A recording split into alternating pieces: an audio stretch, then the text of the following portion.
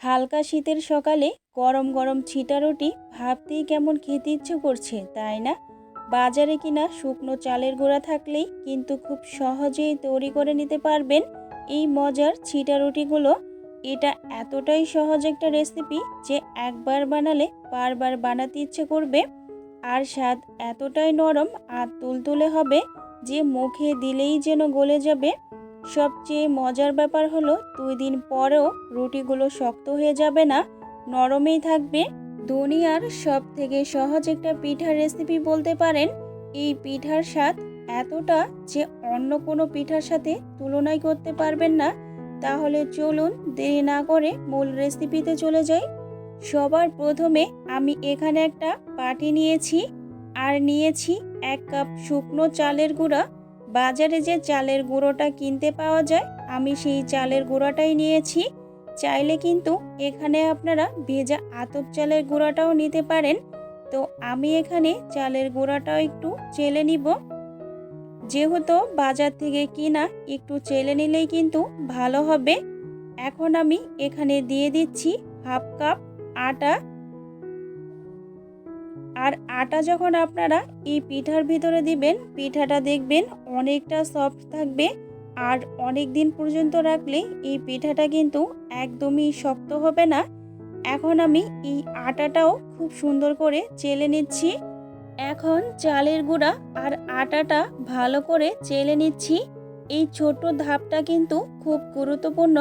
গুঁড়াটা যত মিহি হবে পিঠাগুলো ততই সুন্দর, সফট আর মসৃণ হবে। এখন আমি দিয়ে দিয়েছি 1/2 চা চামচ লবণ। এখন আমি সব উপকরণগুলো মিশিয়ে নিচ্ছি আর দিয়ে দিচ্ছি এখানে 1 টেবিল চামচ পরিমাণ গুঁড়ো দুধ। আর অবশ্যই কিন্তু এখানে গুঁড়া দুধটা দেওয়ার চেষ্টা করবেন, তাহলে পিঠার স্বাদ ও ফ্লেভার কিন্তু খুবই ভালো আসবে। এখন আমি এখানে দিয়ে দিচ্ছি কুসুম গরম পানি। আর অবশ্যই এখানে কুসুম গরম পানিটাই দিতে হবে। এমন গরম হবে যেন হাত এভাবে করে ডুবিয়ে রাখলে যাতে ঠিক এরকম গরম হবে। তো আমি এখানে খুব অতিরিক্ত গরম পানি নয়, এবার আমি এই গরম পানিটা অল্প অল্প করে দিয়ে আমি এটা মেখে নিচ্ছি। আমি এখানে হ্যান্ড উইচ দিয়ে মেখে নিচ্ছি। আপনারা চাইলে কিন্তু হাত দিয়েও এই কাজটি করে নিতে পারেন।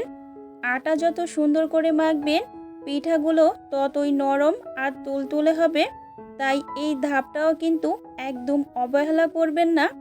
এখন আমি এখানে আরও কিছুটা পানি অ্যাড করে দিচ্ছি। এখানে তো আপনারা দেখতেই পাচ্ছেন পানির পরিমাণটা কিন্তু আমি একেবারে দিইনি, আমি অল্প অল্প করে দিয়ে একটা ব্যাটার তৈরি করে নিচ্ছি। এখন এর মধ্যে দিয়ে দিচ্ছি 1 চিমটি পরিমাণ বেকিং পাউডার আর 2 টেবিল চামচ পরিমাণ সরিষার তেল দিয়ে দিচ্ছি আর 1 টেবিল চামচ পরিমাণ চিনি। এই সামান্য উপকরণগুলো কিন্তু পিঠাগুলোকে করবে আরও নরম, মোলায়েম আর খেতে দারুণ সুস্বাদু। সব কিছু ভালোভাবে মিশিয়ে নিচ্ছি একটা হ্যান্ড উইচের সাহায্যে, যাতে প্রতিটা উপকরণ সুন্দরভাবে মিশে যায়। এখন আমি এই হ্যান্ড উইচটা তুলে নিচ্ছি আর হাত দিয়ে খুব সুন্দর করে ব্যাটারটা আমি তৈরি করে নিব। আমার মামুনি বলে যে এভাবে যদি হাত দিয়ে এই ছিটা রুটি পিঠাগুলো তৈরি করা হয় তাহলে পিঠাগুলো অনেকক্ষণ নরম থাকবে আর সফট হবে আর খেতে দারুণ লাগবে। আপনাদেরকে আমি এই ছোট ছোট টিপসগুলো বলে দিচ্ছি। অবশ্যই আপনারা এইভাবে এই ছিটা রুটিগুলো তৈরি করবেন, দেখবেন আপনার পিঠাগুলো কিন্তু অনেকটা পারফেক্ট মতো হবে। এখন আমি একটা চামচের সাহায্যে আপনাদের গোলাটা একটু দেখিয়ে দিচ্ছি এটার কনসিস্টেন্টটা কিরকম হবে। এখন আমি এগুলোকে ভাজতে চলে যাব। তাই একটা প্যান বসিয়ে দিয়েছি আর প্যানে দিয়ে দিচ্ছি সামান্য পরিমাণে সয়াবিন তেল। আর এই তেলটা আমি একটু ব্রাশ করে নিচ্ছি। এখন প্যানটা গরম করে এবারে হাতের সাহায্যে সুন্দর করে ছিটিয়ে দিচ্ছি পিঠার গোলাটা। এইভাবে একে একে তৈরি করে নিব আমাদের নরম তুলতুলে ছিটা পিঠাগুলো। দেখতেই তো পাচ্ছেন কতটা মজার লাগছে। আমি হাতের সাহায্যে এইভাবে পিঠাগুলোকে বানিয়ে নিচ্ছি। আপনারা চাইলে কিন্তু কোনো বোতলের সাহায্যেও মুখটা একটু ছিদ্র করেও কিন্তু এই পিঠাগুলো তৈরি করে নিতে পারেন। এই পিঠাগুলো হতে কিন্তু খুব বেশি সময় লাগে না। 5 থেকে 10 সেকেন্ডের মতো হলেই কিন্তু এই পিঠাগুলো তৈরি হয়ে যায়। দেখতেই তো পাচ্ছেন, এর মধ্যেই আমার একটি পিঠা তৈরি হয়ে গেল। আর পিঠাটা দেখতে কতটা সুন্দর লাগছে, দেখলেই মনে চায় খেতে, তাই না? পিঠা বানানোর পরে যে গুঁড়াগুলো এক্সট্রা থাকবে সেগুলো আমি একটা টিস্যু পেপারের সাহায্যে তুলে নিয়েছি। আর প্রত্যেকবার আমি যখন পিঠাগুলো ভাজবো সেমভাবে ওই গুঁড়াগুলো তুলে নিব। আর আপনাদেরকে একটি কথা বলছি, এই পিঠাটার নাম কেন ছিটা পিঠা জানেন? কারণ অন্য পিঠার মতো এটাকে বেলে বা ছাঁচে তৈরি করা হয় না, হাতের সাহায্যে প্যানের ওপর গোল করে ছিটিয়ে ছিটিয়ে তৈরি করা হয় বলেই এটার নাম ছিটা পিঠা।